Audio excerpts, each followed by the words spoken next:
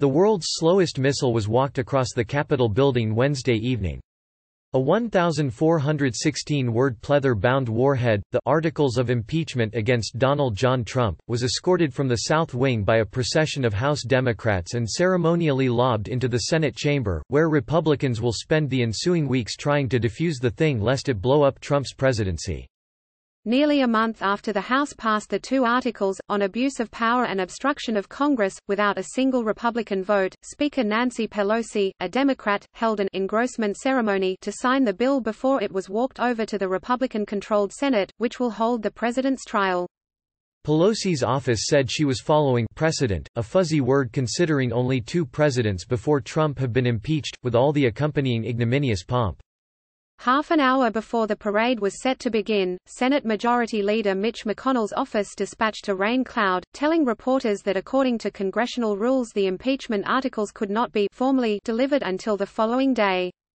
Formal or not, Pelosi, Califf, and an entourage of high-level Democrats walked into the Rayburn reception room at 5:15 p.m. to find several dozen photographers already thronging the impeachment articles, which had been laid out on a table beside a sign that read #DEFENDOURDEMOCRACY.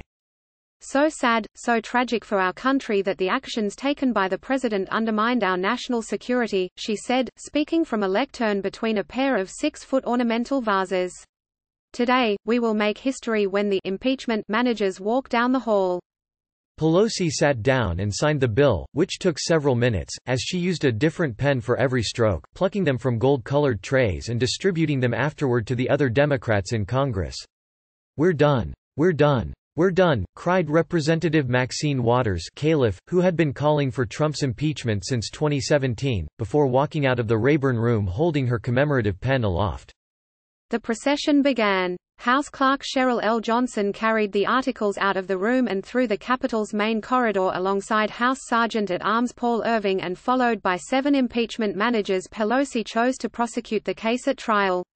Directly behind her were House Intelligence Committee Chairman Adam B. Schiff D. Califf, and House Judiciary Committee Chairman Gerald Nadler DNY, their faces as impassive as the statues that flanked their route, Rosa Parks and Chief Standing Bear and Alexander Hamilton Stevens, Vice President of the Confederacy. The procession followed a route first laid out on February 25, 1868, one day after the impeachment of President Andrew Johnson. That time the bills were delivered to the Senate by Representative Thaddeus Stevens R-Pa, who was so weak from an illness that attendants had to carry him through the Capitol in a chair. Every eye followed Thad Stevens as he limped down the center aisle of the crowded Senate chamber, David O. Stewart wrote in his book, Impeached. He invoked the authority of the House of Representatives and the people of the United States, then announced, "We do impeach Andrew Johnson, President of the United States, of high crimes and misdemeanors in office." That first ceremony was even more haphazard than those to come. House Republicans had not yet decided which crimes and misdemeanors they were impeaching the president for, so Stevens hobbled back into the Senate chamber a week later with nearly 24 handwritten and hole-punched pages, charging Johnson with 11 articles, including an attempt to bring into disgrace, ridicule, hatred, contempt, and reproach the Congress of the United States. Stevens's walk created a sort of tradition, like a sparser, rarer and far less celebrated version of the ceremonial march to open Parliament in Britain. 130 years later, on December 19, 1998, Republicans repeated the impeachment walk, this time carrying articles accusing President Bill Clinton of obstructing justice and lying under oath. That parade, which included then Rep. Lindsey O. Graham RSC, concluded in the cramped office of Senate Secretary Gary Sisko, who accepted the document from the House members, set it on his desk near his family photos and TV remote, and watched the procession immediately leave through a door decorated with Christmas wreaths. For all the pageantry, both Johnson's and Clinton's impeachments ended in acquittal.